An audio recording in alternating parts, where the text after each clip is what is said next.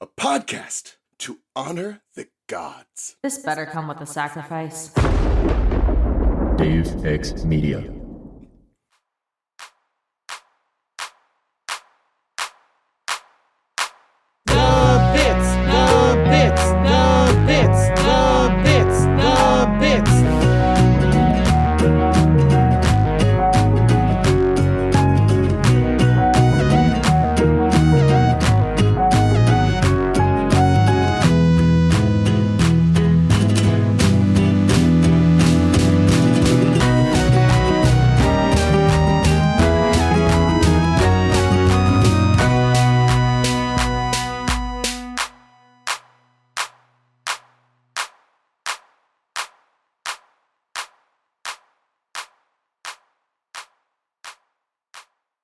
Welcome to The Bits, hosted by your favorite jam buds, Robert. And Charlie! Hey, Charlie, we did it. We finished another season of CV Universe. What the fuck? I can't believe it. This one took way less time.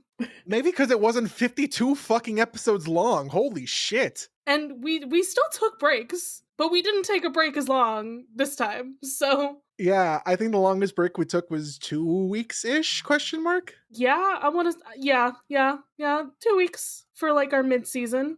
You know, I think that was it. I know the bit I do is that I like doing like a little quirky title intro. I have no idea how the fuck to do a little quirky title intro. We're just looking at log date 7152. Okay, you don't keep a log of all your title intros? I'm trying to figure out how we do the log date for like today's date or like the date that this is supposed to come out, because I don't know how she does her time. Anyway, hi Kyla. Hello, hi, I'm Kyla. I'm also on this podcast today. My pronouns are she, her, hers. That's the thing I say. That's all I am. I'm Kyla. I am woman. How do you pronounce your name again?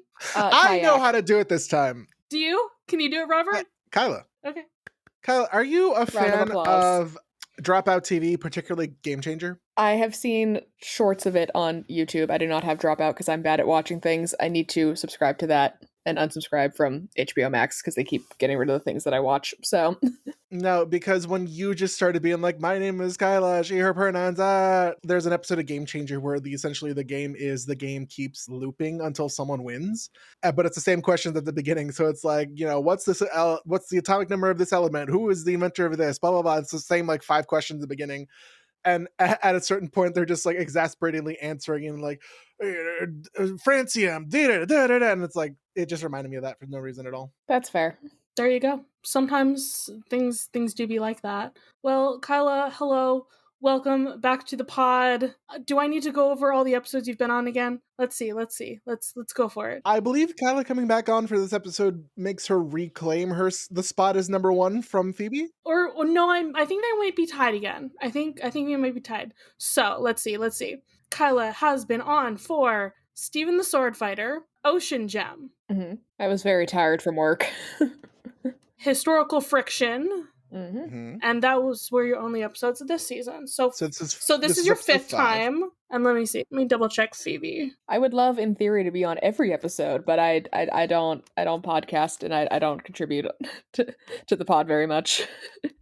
5. Nope. Phoebe's at 5. You're at 5. It's a tie.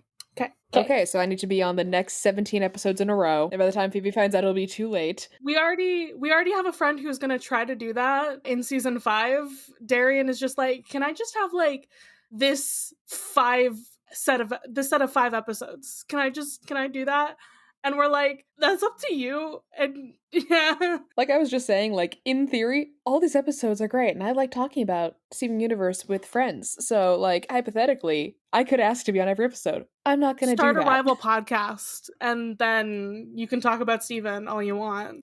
The corn dog, the crunchy part of the corn dog. So what you need to have 4 different friends do Steven Universe podcasts, and they can all claim like which diamond authority figure that they're in. Oh my goodness! This just sounds like a slippery slope into a polycule, and I don't want that. Is that a bad thing? Not for general people, but like I don't want that. Oh, okay. Polyamory is very real. I'm just very monogamous. I'm very single, and I feel like going from 0 to like 7 is a bit much. Go big or go home. Just go big or go home. Exactly. Well, I'm already at home, so I don't know where to go except into talking about this wonderful episode. Yes, we're looking today at the end of season 2, episode 26, log date 7152, which premiered January 8th, 2016. But before we continue, Charlie, did the postman bring us any post? Hey, Mr. Postman, bring me a post. Bring me the post I love the most. Hey, Robert, we got 2 posts. Oh shit. 2 whole posts? We got 2 whole posts. You know what? Well, potentially 3 if we want to count somebody's comments on an episode on Spotify, which we usually don't. But I would just like to say, a couple days ago, Ava commented on our episode Too Far, said, "Hope y'all are doing good. I'm bad at writing, so you can pretend this is post. If it will make Charlie not cry, lol. Love y'all." So Yay. that's technically 3, if you want to count that. Well, you're not crying, so I guess that counts. But I think the next one, I think Kyla has to read it. No, I don't. So, I had the sudden realization when I last second at the start of every season of The Bits, Charlie says, "Hey, do you want to be on episodes?" And I say yes to these ones. I last second said, "Hey, you know what? I want to be on another episode. Can I do that?" And Charlie said yes. And then I realized when we were scheduling this episode, I was like, "Oh shit, this post I write posts sometimes for the pod, and then I schedule send them to be in the future so that I forget when they're going to be sent, so that it could be a surprise to me and to Charlie. And Robert, and I try to like schedule it out. I realized the timing of this post was very off, and I should have sent it earlier. So you can cut all the rambling I just said out and just say I sent this way late, and I'm sorry, but it's a very cute post. I like to think. Charlie is looking at it right now, I believe. It's very cute. So, as you might figure out from when I start describing this post, the intention was for me to send this in time for the Steven's birthday episode. I'm a little late. You know, Steven's currently at the barn still, so let's just pretend that the barn has really, really slow Wi-Fi, so this only just got sent out. Amazing. So here is the post now. Now that I'm explaining, I'm so sorry it's so late. You're invited. Some people say you can't teach an old dog new tricks, but you can still celebrate his birthday. Followed by a picture I photoshopped of Dogcopter with a party hat and a party blower, saying to Connie Maheshwaran with sparkle emojis. From Steven Universe with star emojis. Location, the barn, parentheses, the one on that hill, but my dad can drive you. Date, January 5th, 2016, which is when the Steven's birthday episode aired. Time, party time with party blower emojis. Noon. You know the drill. Get it? Like the one me and the Gems are building with a laughing emoji. Balloons, cake, dancing, and more with relevant emojis around all of that. And that's it. That is the post. That was just basically me imagining Steven sending like a themed animated Evite to Connie for his birthday. And Connie doesn't have other friends yet, so she gets a super special party invitation, even though they hang out all the time. Steven wanted to go all out for her on his birthday, because they're very good friends. Steven's a very considerate friend. And then you had a deleted line at the bottom here. Yeah, I didn't want to include this in the main post, because Steven is still keeping these dark thoughts on the inside and not letting them to the outside. That's for a different spin-off series. Correct. Of a come party like it's the end of the world, which I really hope it isn't, but you never know, because at this point, they don't know if they're going to defeat the cluster. We do, in the future, but they're not in the future yet. Steven Universe future? Yeah. Here we are in the future, and it's wrong! I didn't even notice that you edited Dogcopter. I was just like, where did you find this picture of Dogcopter? That's amazing. Yeah, I edited it. The power of PNGs. I can't believe Steven is having his birthday party, 5 months after his birthday. Can't believe it. That's horrible. Happy birthday! Don't worry, bro. None of this is canon. No, stop. Can someone get me out of this hellscape? This is a hell of your own creation, quite literally. Oh, I don't want to be that guy. I did not ask for this person to do that every episode. I did not ask for this. I don't know what you expected was going to happen when you got the damn meme page on here. Did you not expect them to be memeing all over the damn place? My favorite thing that I do every episode is when I jump down on stage and I say it's memeing time. Yep. Favorite line. Favorite recurring bit. Exactly. I realized I can justify post being super late because this episode covers a lot of it's flashback sequence. This is just a flashback post to Steven's birthday. It's fine. It's on theme now. This is on purpose, I swear. Anyway, there was another post, presumably? There is one more post. Do you want to read one, Robert? Hell yeah, I do. It comes from Emily. Emily says, "Hey, you both. So to make it so neither of you cry, I never cried, Emily. I thought I would send you some posts. On the last episode, Too Far, which is the last episode that came out prior to this being recorded, y'all mentioned being old gems, and I thought I would look up what the oldest gems were.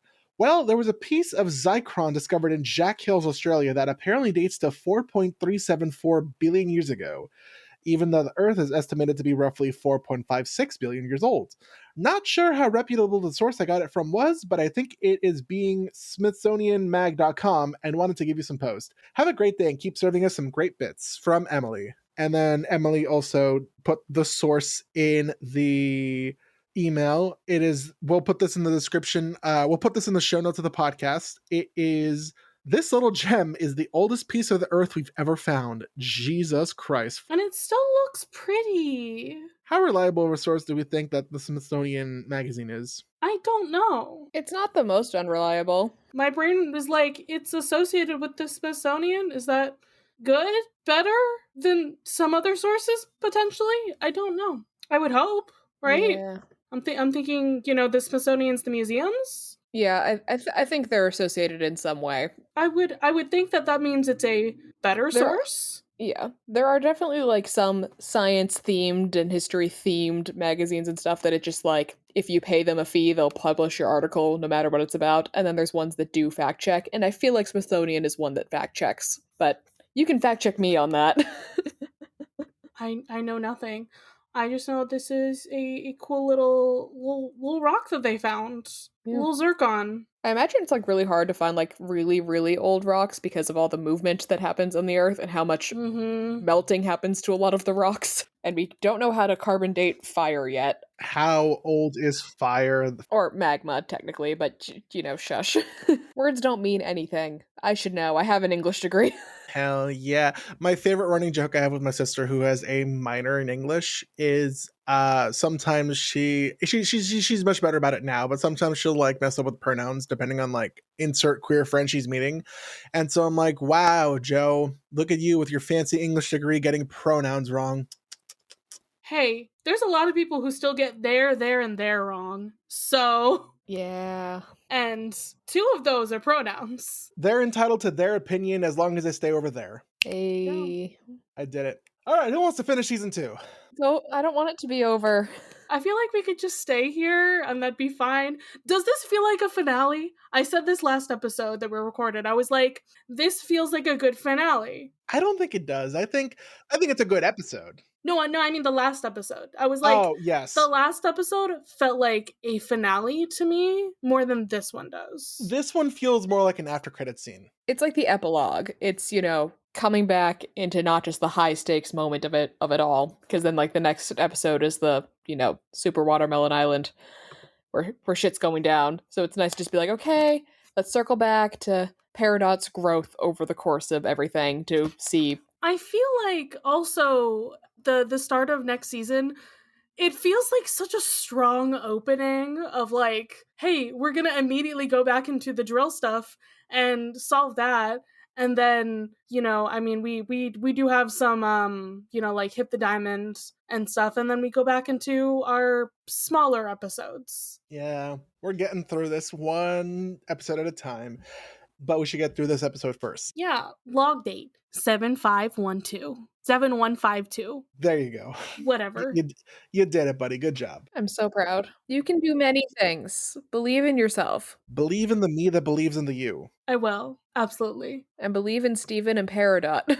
As we actually finally start this episode, how many minutes into recording? I'm so sorry, Robert. Oh, it's fine. It's fine. This is not the longest intro to an episode. So the episode starts with Peridot. She's inside the barn. She's beginning to log a log on her tape recorder. Traitorous Claude. Traitorous Claude. Yeah, so she's documenting her own shock at how she disobeyed Yellow Diamond and calling her a Claude, but then yeah, she stops the recording and she keeps playing Traitorous Claude, Traitorous Claude. Are you okay? No. I love how Peridot is doing the thing that a lot of people do, like when they get in trouble, where they're like, especially when like you're a kid, you're like, wow, I'm in so much trouble. Oh my God. And also, holy shit, I did the thing. I'm so invigorated. This is Tangled. This is Yep. like that scene in Tangled. Oh my God, I'm so glad I did this. I'm a despicable human being. Like, Yeah, you're not wrong. I'm a You are not despicable wrong. gem being. like it's the exact same thing happening right now. Also, again, rewatching every single Peridot episode and thinking more about my own brain and the neurodivergencies, I'm just like, oh my God, damn. there's so many things to unpack. There's so many things to unpack about Peridot. Also, I love that she has the star eyes. I feel like, Is this Peridot's first time having the star eyes? I don't remember her having those before. Yeah. I'm sure it's not intentional, but it is kind of funny that she's able to have the star eyes now that she's officially a crystal gem. Yep. So she tries to get rid of her tape recorder because she's like, no, it's a chronicle of my descent into madness. Give it to Steven. He should have it. And Garnet's like trying to help the situation. She's like, is everything okay? Like, what's going on, Peridot? Why don't we go chat? Why don't we have a good And she chat just picks over there? Peridot up by like her arms and just lets her like dangle there as she walks away. I'm just so surprised that Steven isn't here to help. Steven's here to help. Steven's here to help. Help Steven. Help Steven. What? Anyway. Speaking of a descent into madness, I don't know what you're talking about. So Steven notices that Garnet and Peridot are seemingly getting along a lot better now, despite the fact they had a very hostile relationship early on. So he's like, I wonder. And he starts playing back through Peridot's log tapes. Which is so, like, I mean, that's very smart of him to do, but it's also like, wow, how dare you, Steven, invade her privacy? Steven, don't you know what privacy is? People walk in and out of my room all the time. Steven's here to help. Correct. Steven here to help. Help Steven. Help Steven. I can't believe Steven read Peridot's diary. That's so rude. I mean, listen, part of her diary is also her roasting him. Like, he wants me to not call him the Steven. He called me rude, you know? I mean, that's not quite. I don't know if that's roasting him so much as her being like, she understands the world. She understands the world works a certain way because Homeworld is very rigid in its structure and its beliefs that have been imbued into her since her creation and her existence as part of Homeworld. And the crystal gems have been piece by piece saying, what if instead, no? And it's like interesting to see this episode because it's like, you know, during this like last segment of episodes, you get the episode where Peridot understands Pearl better and starts to respect her and doesn't look down on her. You get the episode where she connects with Amethyst and doesn't like see and like I'm not gonna say like look down on her because she does consider Amethyst to be better because she is a quartz, but she's a defective quartz, air quotes, but she still gets a better understanding of her. And then you have other stuff happen, and only now are we getting the Peridot and Garnet bonding episode as like the epilogue to everything, to just show how far she has come. Oh my God! Wait! Listen, Peridot went on a little side quest with each of the different crystal gems. This is it. It's the Zuko side quest. I want to go on an adventure with Zuko. Yep.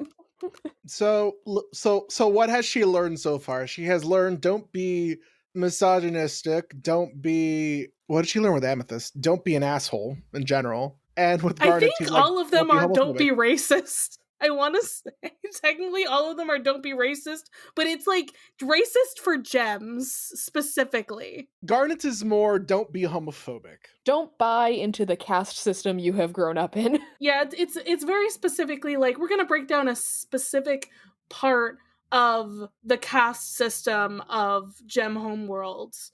Like, okay, we're breaking down Pearl. Why don't you like Pearl? Because I shouldn't have to listen to her. She's beneath me. She's literally a servant. Like, okay, we're breaking that down. We're breaking down what Amethyst is meant to be, what the gems are supposed to be in general. It's like, no, you don't have to be anything. You can be whatever you want. And then we're breaking down, like, the idea of fusion for a purpose. No, you can just do it because you want to do it.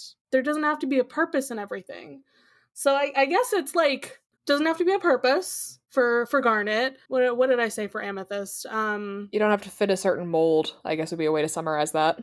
There's nothing that you have to be. You don't have to be anything. Cue the Shrek the Musical song, Who I'd Rather Be, I believe what it's called. And then for Pearl, Oh, who I'd be. There we go. There's What- definitely, you know what? I shouldn't have corrected myself, because there's definitely a very strong musical fan in the audience who would have emailed us being like, actually, it's called Who'd I'd Be. what is it exactly from Pearl? But like, you know what I mean. There's like a specific thing that she learns from each of them that's breaking down parts of the molds of the caste system, and it's very good and it's very important. And she has to come to it in like her own specific way because it's again the tism.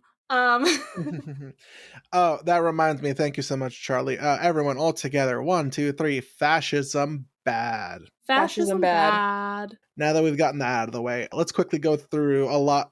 Since Parrot has a few more logs, she has a log where she's taking note of insects and their poor choice of habitation and their capability of flight. Hey, Charlie, Yeah. what did this scene remind you of? Because it reminded me of a certain scene from a certain show we both know. Oh no. Percy with the lizard. Oh, okay.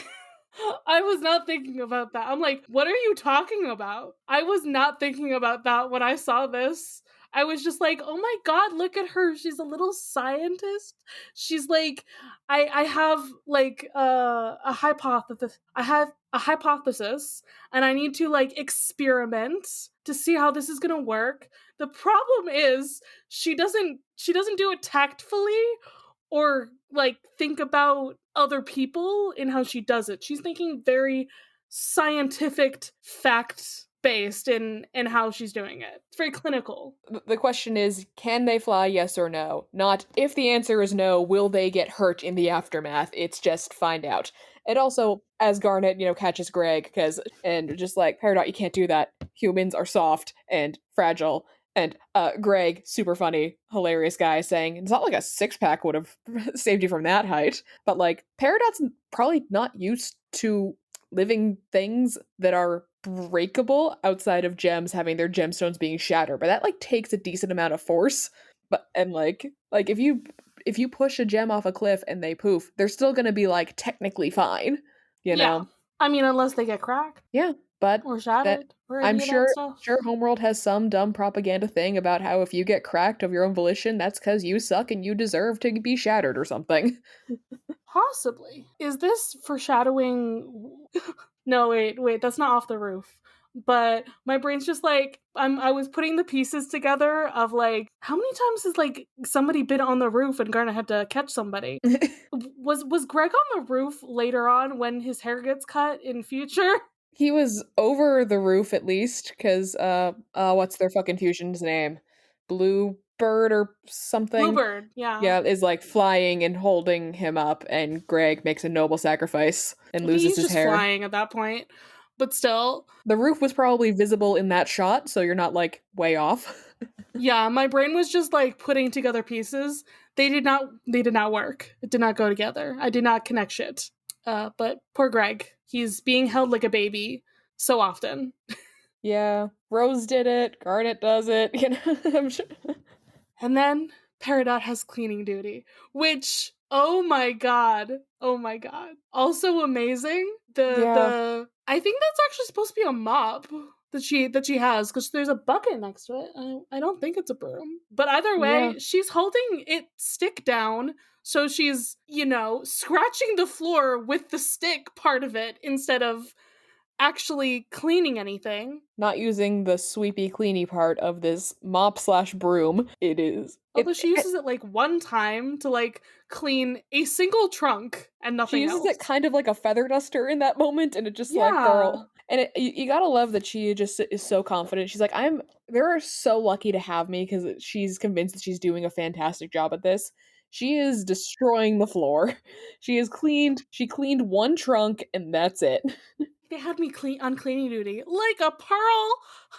Probably some commentary there about domestic labor being perceived as much easier to do, even by people who don't know how to do it properly. But that's a different problem. Hey, guess what? Cleaning shit, it's actually really hard for those of us who have the neurodivergency, actually. It's hard for a lot of people, even if they don't have the neurodivergency. One of the worst things I've seen, and also one of the best things I've seen recently, is there's this woman on TikTok who is like, I've been putting off cleaning my cabinet for a year and a half. How long will it actually take me? And then she cleans her cabinet and she's like, at the end, she's like, it took me 28 minutes. And I'm like, yes, I know it'll take me 28 minutes, but like, consider this. Exactly. Yep. I do like how Garnet, I mean, there's something LGBT about this episode. Oh, no. I have thoughts when we get there, Robert. Don't you worry about Not that. even when we get there, when we're getting here, where Peridot is essentially playing dress up and Garnet's like, nice, it looks good. And she's like, and then she freaks the fuck out. Yeah. Oh my gosh, she complimented me. What do I do? I will say it is interesting because Peridot doesn't know how to behave around Garnet in any capacity, and that's like one of the like key interesting things about this, that it's like Pearl and Amethyst, she had some set rigid way of how she was supposed to behave, and they broke that down, saying, no, actually, don't look down on us. But she doesn't know what the fuck Garnet is. There's no fusions no of different rules yet. gems on Homeworld. She doesn't have the preset scripts and behaviors ready to go for how to interact in the situation. So Garnet is the leader, but she's just like, what the fuck are you? Why are you telling me what to do? What? No, ew, no, what? Ew. And it's a lot for her to take in. I like the alien. The alien is everything to me. The way that Peridot is obsessed with the alien, Yeah. and it just brings her so much joy. It's everything to me because that's a little guy and she's a little guy and they're both green, and I wanted those shorts. You don't know how much I was like, I want to cosplay like a human Peridot and I want to wear the shorts. I'd imagine. It is really funny because she has the underwear with aliens on it, and then later she has the alien like balloon-ish thing from the fair. I don't know if it's supposed to be a balloon or a plushie. It looks shiny, so I want to say balloon, but I feel like it would have popped by now from all of the shenanigans. I don't know, actually. So she really just said, alien, that's mine. That's her thing now. That is her hyperfixation, is alien shape. She's just silly. She doesn't actually realize that the alien is a racist caricature of her specifically, but that's a different problem. Nobody explained racism to Peridot, but except maybe do. Well, no, maybe please do explain it to her and tell her to stop. Yeah. Hey, Charlie. So the following log. So the following log is like her failing to understand humor, and she's like, "Why did the chicken cross the road?" She's like, "What's a chicken?" The next log, I think, is maybe a call out post for Charlie, because this is where Peridot gets introduced to Camp Pining Hearts. Did you totally miss the stilts? Is the stilts? Oh, I forgot about the stilts. You're correct. Yeah, her 1 month anniversary of being their captive, I guess. And Steven gives her stilts so that she can be taller, and she's like, "Fuck off, Steven." I love that flames make him cooler. And this is where we get, okay, another one of my favorite things is Steven tells her, yeah, when someone gives you a gift, you have to say, wow, thanks. And you know what she does every time someone gives her a gift after this moment? She always says, wow, thanks. Yep, she has been told what to do in a situation, and she will follow that to the letter. Wow, thanks for the barn lives rent-free in my head. I love it. I love it so much. I also do love, all of these flashbacks have Garnet show up at some point in them, pretty much. Except this one. But, so Peridot's walking around on the paint cans that she's using as stilts, and then she starts fumbling backwards, and she trips over a rock. And I'm 99% sure that rock is not there at any other point in the series, so now I'm just imagining that Garnet put the rock there so that Peridot would trip. I have like a false memory of her somehow running into Garnet on them. So do I. I feel like that should have happened. It should have. Camp Pining Hearts. Let's talk about Camp Pining Hearts. Well, we want to skip over the amazing joke segment where she learns about why the chicken crossed the road. She doesn't know what a chicken is, so it's not a good joke. Steven now introduces Peridot to human entertainment via television shows, especially the show Camp Pining Hearts. Charlie, I have seen you become exactly what Peridot does become after one episode. What have I become? This is just how fandom works. What is your example, Robert? Give me an example. I need to point out what happens to Peridot is that Peridot essentially at first is like, this is so disgusting. Why on earth would I want to watch it? But then she watches the same episode on loop for 78 hours. There's a whole ass like little montage thrown in where Peridot is explaining to both Garnet and Steven. Steven knocks the fuck out. out, explaining to Garden and Steven her entire like shipping hierarchy as to why certain characters should be together and why certain characters should not even be fucking considered for like a ship. Explain how this is me. Charlie, Charlie, what's a show that you're currently watching because you spent a little bit of time looking for the 90s dub of it? Sailor Moon. I rest my case. Charlie, how many times a year do you rewatch all of Scooby-Doo? Once. At least once. You have one designated time, and then usually at least one other time. I have annual rewatches. And I believe The Librarians is also in your yearly rewatch. Am I correct? That is, in fact, my favorite TV show. So It's a good show. It's a time from the episodes Charlie has made me watch. you enjoyed all of the episodes that I made you guys watch. And I'm so glad that me picking out like 3 specific episodes, y'all were like, yeah, this show slaps. And I'm like, good, I showed you the best ones. I think we're both like the time loop one. We're both like, hey, wait a second. A couple parts of it were weird if you retrospect, but that's it. That's literally it. It's just one nitpicky thing about like this episode. This time loop was a little bit off, and not even for the reason that it's supposed to be off. Come on. How dare this one episode not be 120% perfect? I genuinely find it so funny that Charlie, of all people, sees a character that they have said multiple times they relate to, hyperfixating the fuck out of a show, and they're like, why do you guys think I'm Peridot in this instance? There's different levels of hyperfixation, to be fair. There's shows where Charlie watches them regularly, binges them frequently, binges them from start to finish because they like watching shows. Then there's hyperfixation of like Peridot where Peridot is analyzing every single like frame by frame aspect of this one episode of the show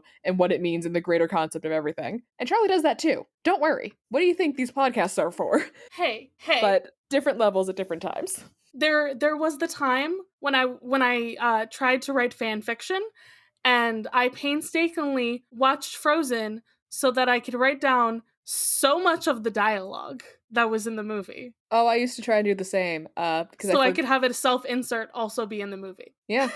I've done a similar thing with trying to get things line by line by line, and it's like, gee, if only I thought to Google transcript for movie, could have saved myself some trouble. It's more fun to also just watch the thing at the same time, clearly. Yep. To be fair, how we shouldn't forget the ways of our ancestors.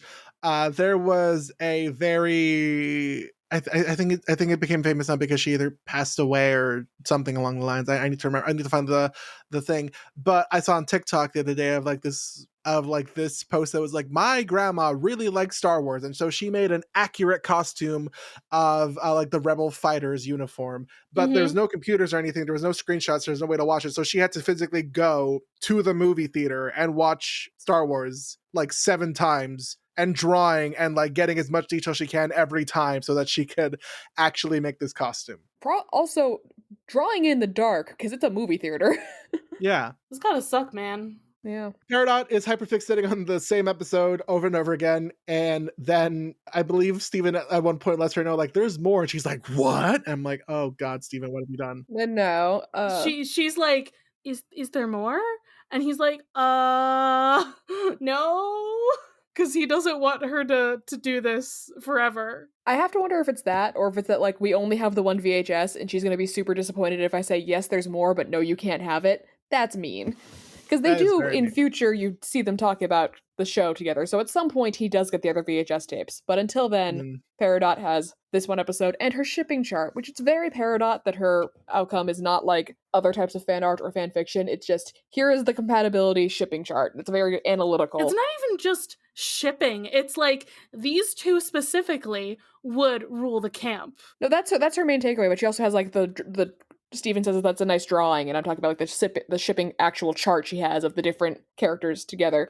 Yeah, but she has her OTP, but it's a full chart of everyone, to be clear for the audience. It's not even like shipping though, is it? Like, to be fair, isn't there like isn't that a common viewing of Peridot that she's like Arrow Ace? Yes, I believe that is. It's canon that she's at least asexual. I don't know if she's canonically Arrow Ace. I think she might be canonically Arrow, but I could be wrong. I don't remember. I know there was something confirmed in that sense. Kyla will look it up because Kyla's just like, me being the ace on this call must look up must know. We have Google. Like, we have the internet. There's like 4 ace characters in existence, apparently. There's the Bazinga guy, Peridot, Todd from BoJack Horseman. Yep.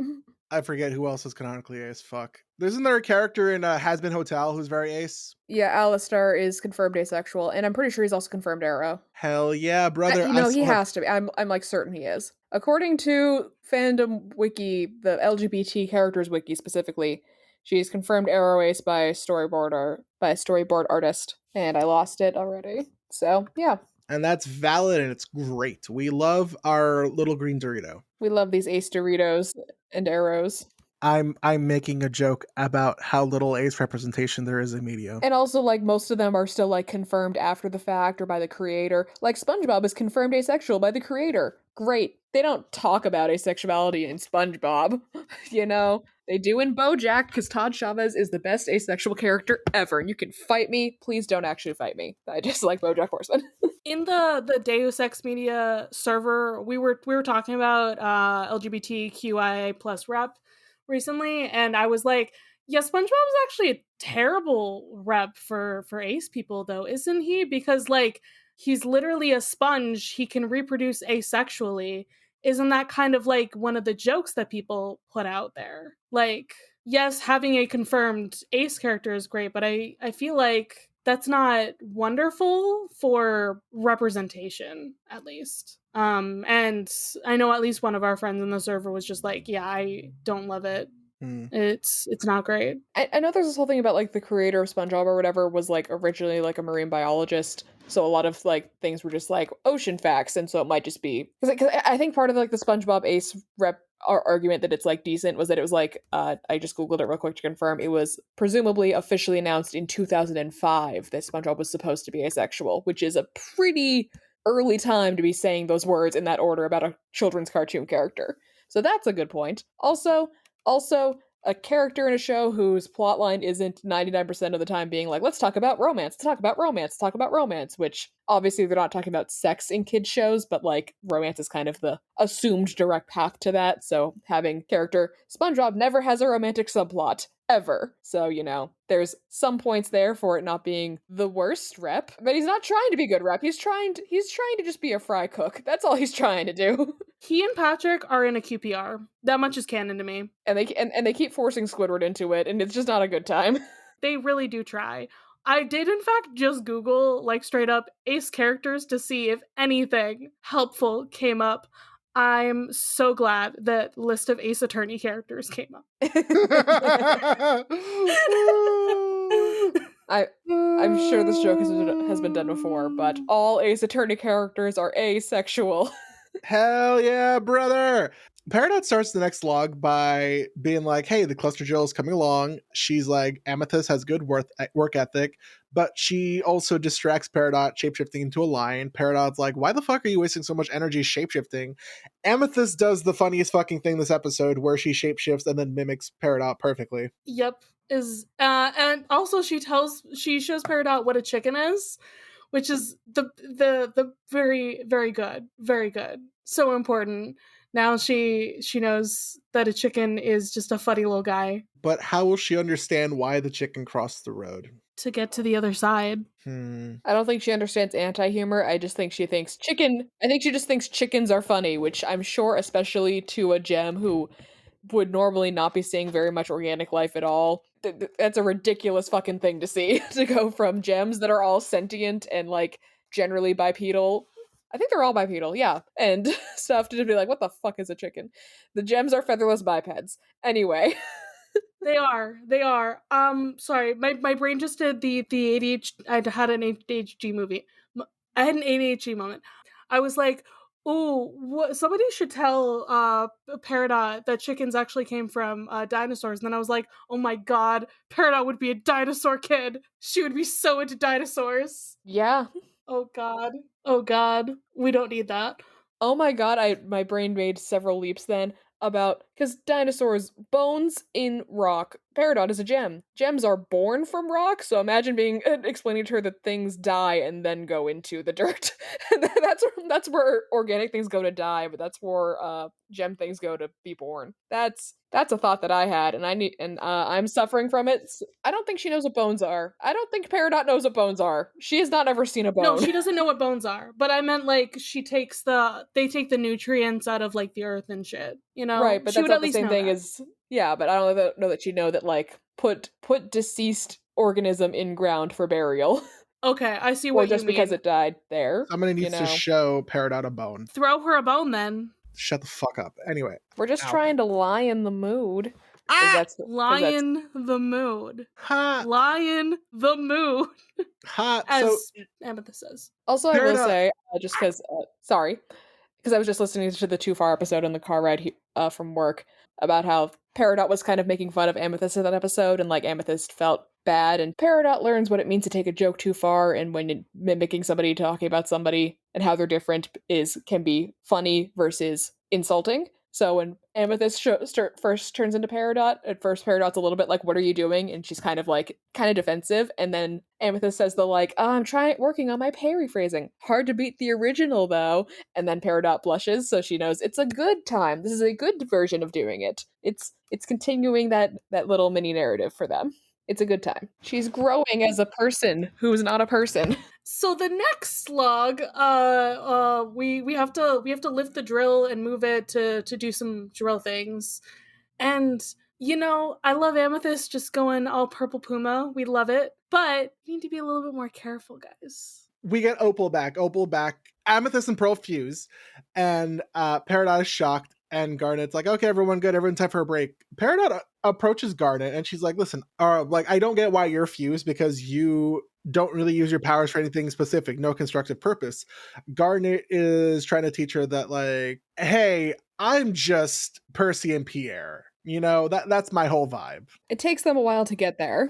It does take them a little bit while. First, she's like, let's fuse. Because she's definitely seen Peridot trying to understand the others, and clearly Peridot, you know, she's finally at her breaking point of like, Jesus Christ, it's weird enough that you're permanently fused, but like I can see you guys also fuse for a reason, so why are you fused if there's no reason? What's going on? And Garnet's like, you want to understand fusion better? You know one of the best ways to do that. Let's try it out if you want. Yeah, let's understand fusion together.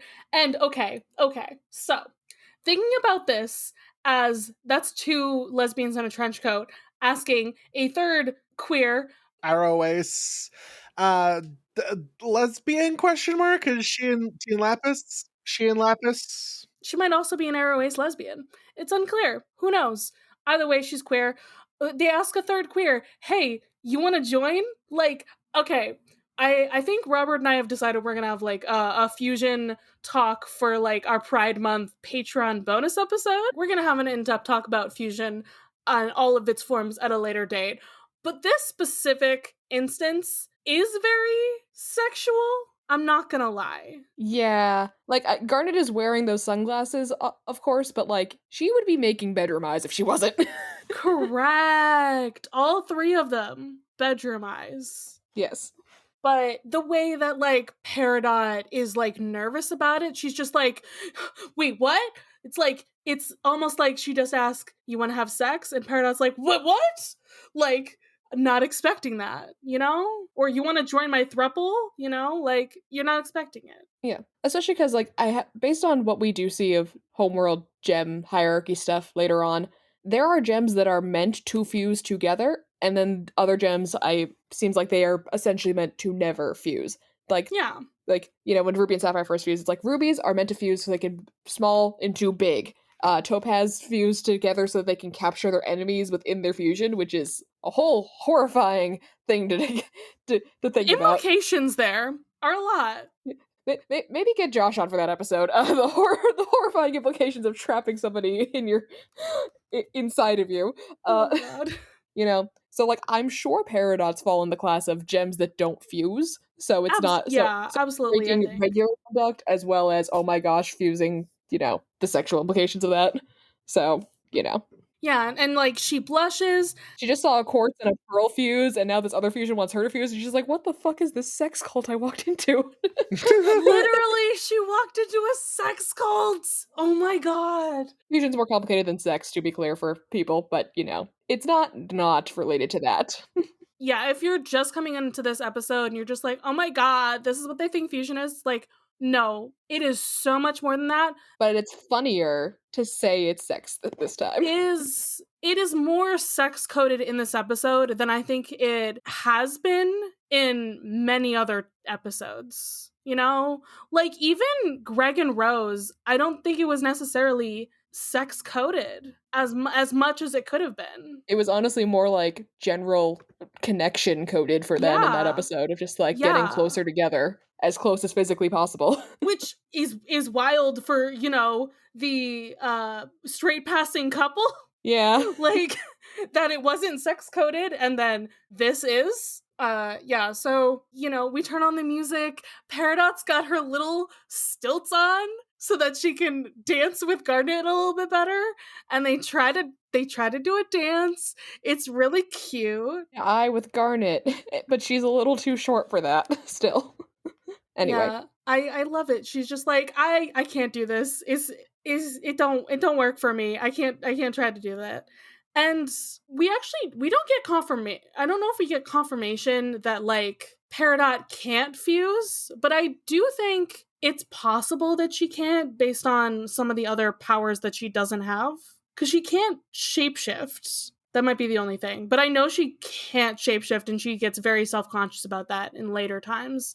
And I feel like that could be linked to fusion. Because it is like, you have to alter your physical light form for that.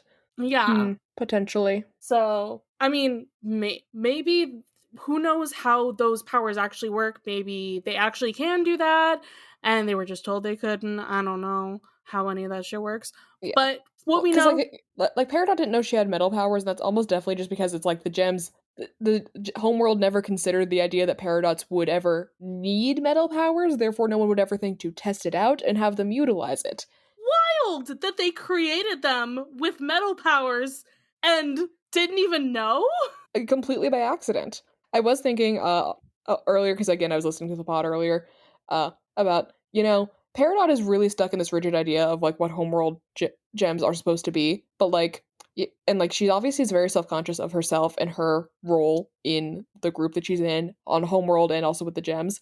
And like, part of that is that like she is short, she had her limb enhancers, and then she lost her limb enhancers, and she wanted those limb enhancers because she didn't fit the height requirements, for example. And the limb enhancers as an accessibility aid to reach tall shelves is one thing, it's another thing to be required to have it. But like, I think deep down Peridot has to know that like if she had emerged that short, like in Era 1, for example, she probably would have been shattered like immediately. Like I was thinking about, because it was like about Amethyst being like shorter than other quartzes, and like we see that scene where Pink Diamond is watching the quartzes emerge from the prime kindergarten, and they're like, oh, we're waiting for this one. Oh no, she'll catch up with us later. And it's Amethyst who hasn't emerged yet. If she came out in that moment that short, they probably would have shattered her because she would be defective. Yeah, I feel like Era 1 was a little bit harsher with these kinds of things. Yeah, but then after the war, they had less resources, so they said, okay, you're short, but that's it? Great, we can make you taller to fit your height requirements so you still fit our beauty standards, for lack of a better... Have y'all seen... That's it.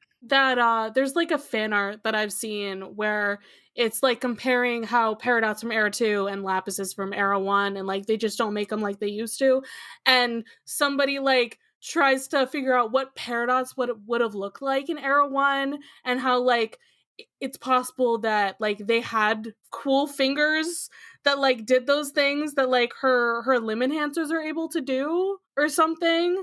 And I'm like, oh my god, that's like such an interesting idea that like they're literally meant to have like these really long fingers that can reach their screens and do all these weird things. Like that's... Bismuth can turn her hand into a hammer, so like yeah. to build arenas and stuff, it would make sense for the technician to have a smartphone for a hand, even. Maybe not that extreme, but something like that. Yeah, like it's a fan art, it's not canon or anything, but it's still just like such an interesting idea that somebody had. They're like, what if they were like this? You know, what if that's what they were meant to do? What they were made for? Yeah. Yeah. I don't even remember how this conversation started, but Peridot's trying to fit in. what Peridot can do. So who knows if she even can fuse, but mentally she can't. She probably never will. Yeah. I don't know that she really wants to. I think she kind of Yeah. felt, I think she was kind of blindsided by Garnet's proposition, and like so blindsided that she said yes without like really understanding what she was saying yes to. Like she Yeah. understanding, but being like, yes, I mean, wait, fuck, and Peridot's not the kind of person to back down from something on the first go. She definitely is the kind of person to want to double down, but she does, in fact, put up her boundary and say, actually, no, I can't, no fusion. And Garnet, of course, respects that and says, great, then we won't fuse now. Yeah. But Garnet's so glad that Peridot took the chance to try to understand her a little bit more. And Berta's like, what the fuck? I don't know. I don't understand. This exercise wasn't helpful. But Garnet's like, actually, I'm just like Percy and Pierre. And then Peridot just gets it instantly. She's like, oh. Oh, they're gay. Got it. Literally, that's it. The last log begins with Peridot saying that she's starting to learn more about fusion, and then Garnet interrupts her and takes the recorder and talks to Steven directly because she's like, hey, listen, I know you're listening to these. It probably wasn't for the best, but you are curious because you care about Peridot. In other words, Steven's here to help. Steven's here to help. Help Steven. She ends the log by telling him to give the recorder back to Peridot, which Peridot doesn't understand at the time. She's like, wait, what? And this is me remembering completely that I don't think at this point, I also don't think ever that Peridot understands that Garnet has future vision. It wasn't relevant to Peridot's journey to know that Garnet can see the future. Apparently it wasn't. Yeah, so this is the in Avatar The Last Airbender fandom, it's just like nobody has explained to Zuko what Aang's name was for a long while. yeah. So, it isn't until later that he learns that Aang that the Avatars has a name and that name is Aang. So at some point Peridot's going to be like, why does Garnet always seem to know what's going to happen? And someone's like, oh yeah, she is that. What? I mean, she could potentially have thought about that. Like, but then again, she doesn't know that Sapphire and Ruby are yet. She doesn't know who the fusion is of, actually. So maybe she doesn't know. Well, the thing is, all gems of the same type have the same cut. So, like, if she ever sees Garnet's hands, True. even if she couldn't piece together of like, okay, what is that shape that put together? She might figure out that square hair is a ruby, but if she sees the gem, she would probably have seen a ruby and a sapphire. So maybe she does know that a sapphire is in there, but she might not know if the future vision transferred over to the fusion. Now I'm envisioning Peridot has a like murder board about Garnet and like what Garnet has, like what Garnet is made from and like what potential power she has and all these things, just like Percy and Pierre, but she's like deconstructing it. She's like, how did we get Garnet?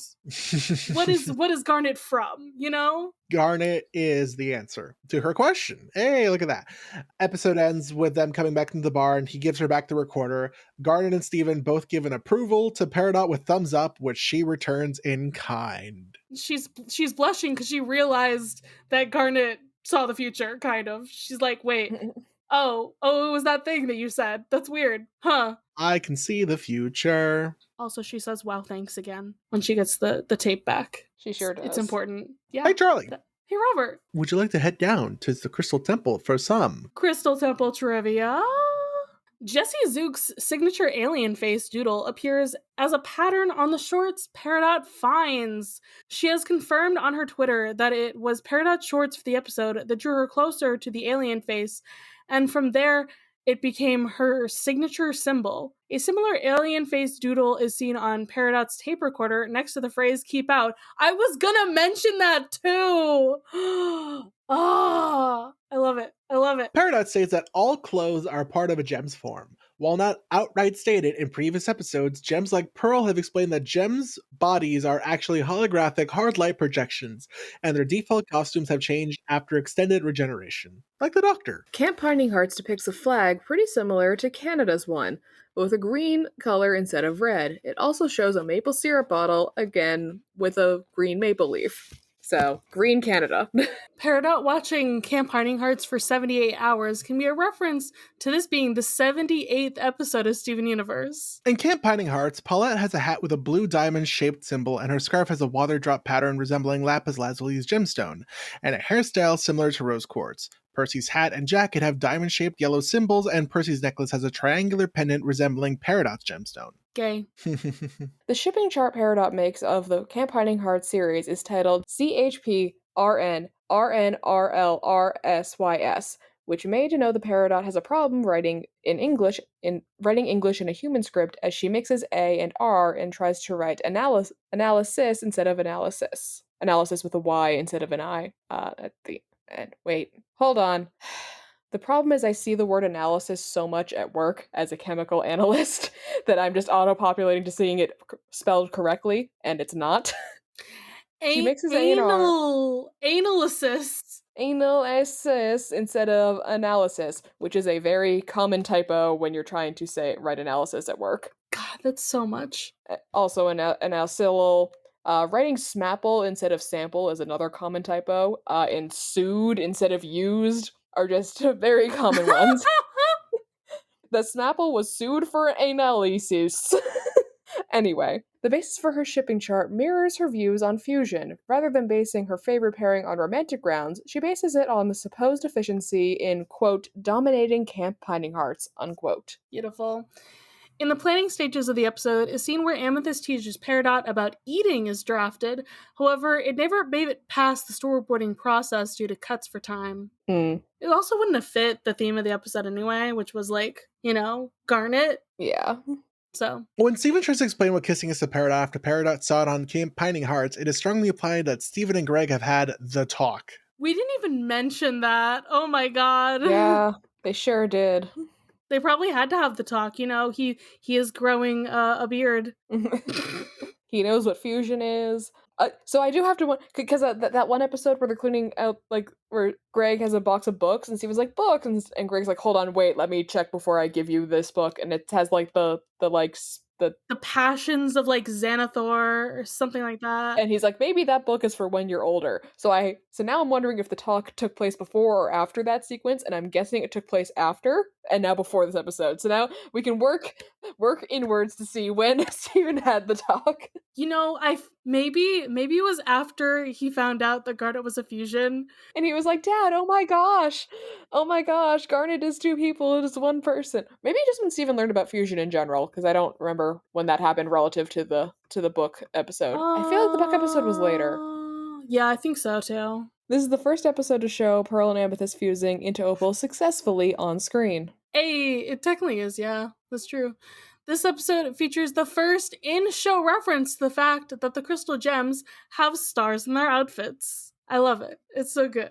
When converted into the hexadecimal system and put into a hexadecimal color code, 7152 results in Peridot's skin color. Yo! Sorry, I peaked the audio. That was bad. But also, that made me so happy. I was like, what does it mean?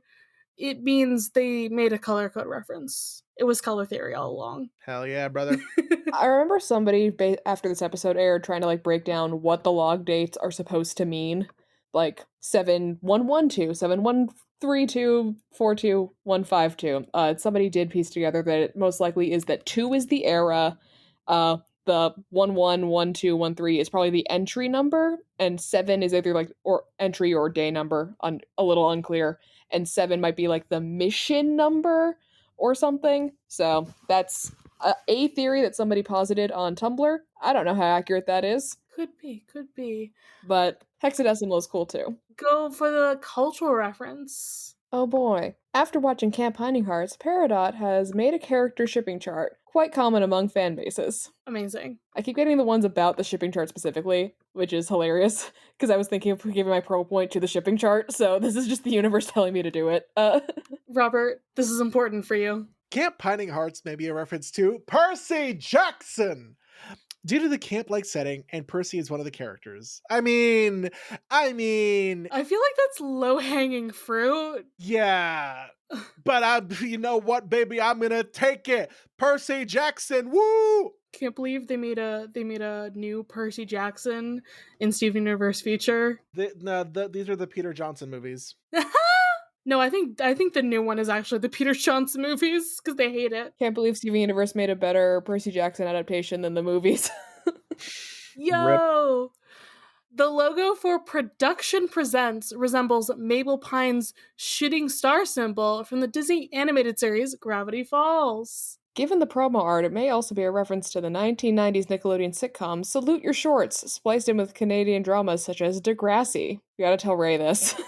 There was a Degrassi reference. Not our Ray, Robert. Different Ray. Damn it.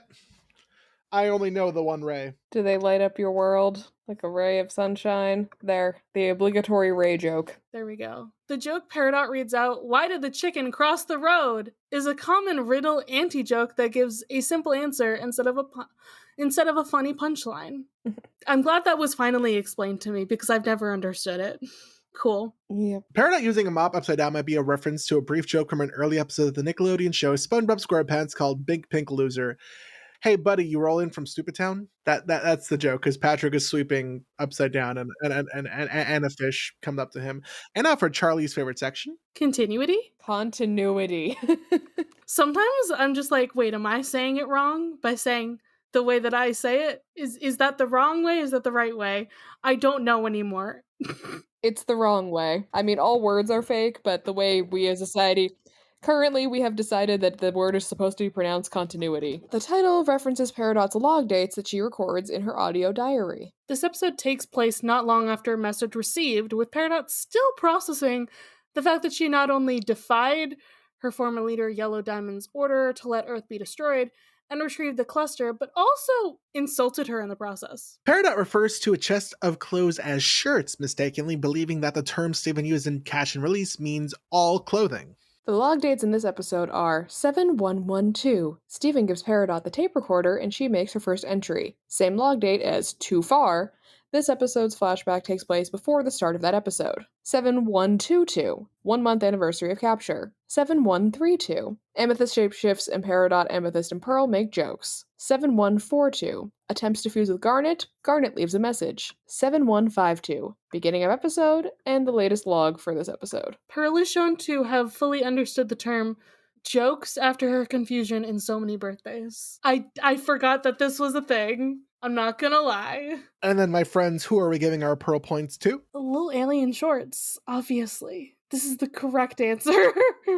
I'm giving it to Peridot's shipping chart. She worked very hard on that. She is doing the fangirls proud. Also a very good candidate for the Pearl points. So Charlie and I are giving it to the underwear. You're giving it to the shipping chart. Hell yeah. And now for the question. Have you ever obsessed over have you ever been a part of the obsessive fandom for a piece of media before? Not once in my entire life. What are you talking about? What do you mean? Don't look over there at my Beauty and the Beast theme shelf currently. I just have a few items that are Beauty and the Beast themed and I put them all together. Don't look at the Percy Jackson corner in my living room, complete with the limited art that I got from being at the Percy Jackson premiere. Don't look at my Tumblr circa 2013 to 2015, because it's all frozen. Don't look at my Tumblr side blog that's all Yasker from The Witcher. Which one is this? I'm not gonna tell you. You stumble across that shit on your own damn time. Wow, interacting with Kyla's side blogs. Wild. Insane.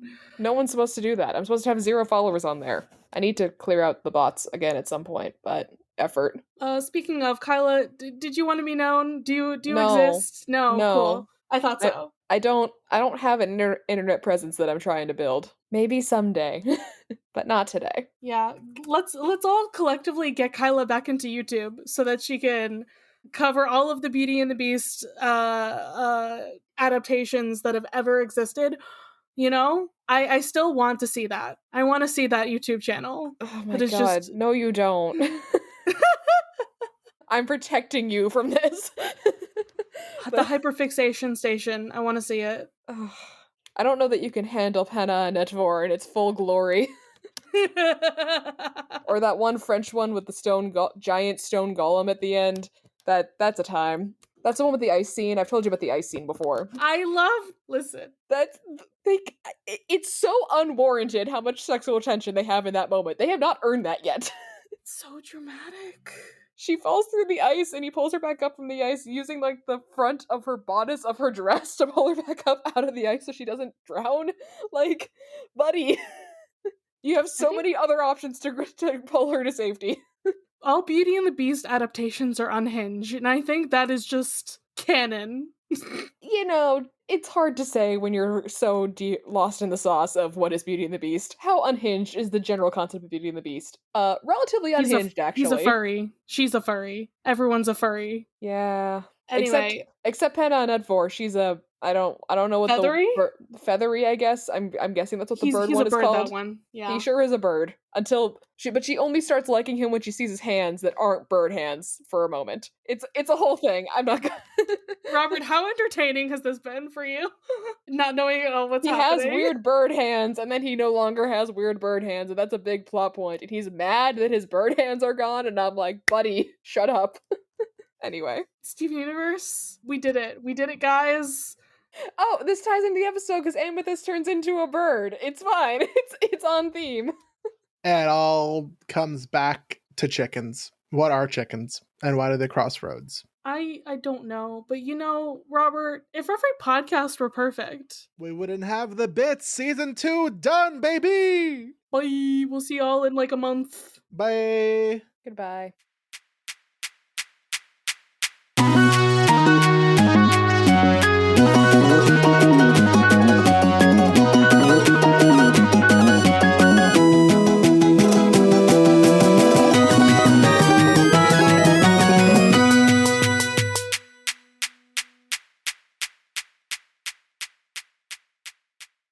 You can follow this podcast's socials at thebitssupod on Instagram and Tumblr.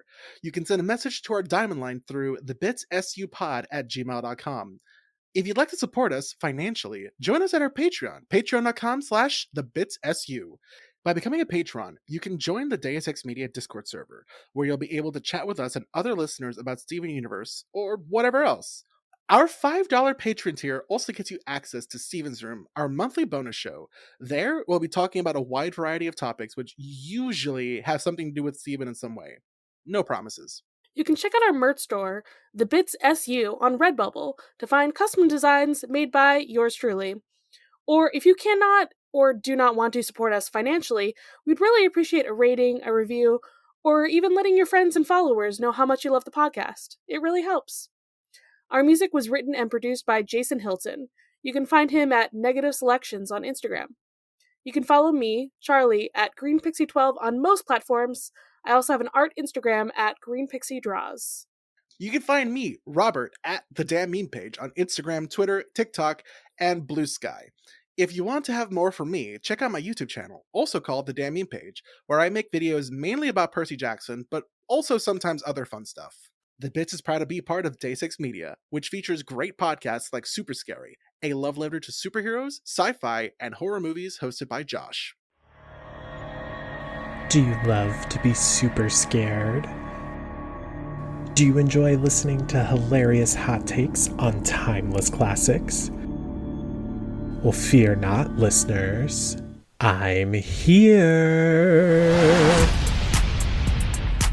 Welcome to the Super Scary Podcast, where we cover everything from the supernatural to the superpowered.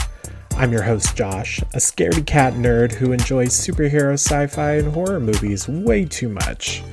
Whether I'm processing my trauma from Texas Chainsaw Massacre or reminiscing on the nostalgia of Hocus Pocus, my guests and I have a hilarious time going through our favorite and sometimes not so favorite moments. I'm your friend till the end, listeners, because everyone's entitled to one super scary podcast. We post weekly episodes on Mondays, and you can find us at Super Scary Podcast on all the socials. See you in the afterlife, listeners.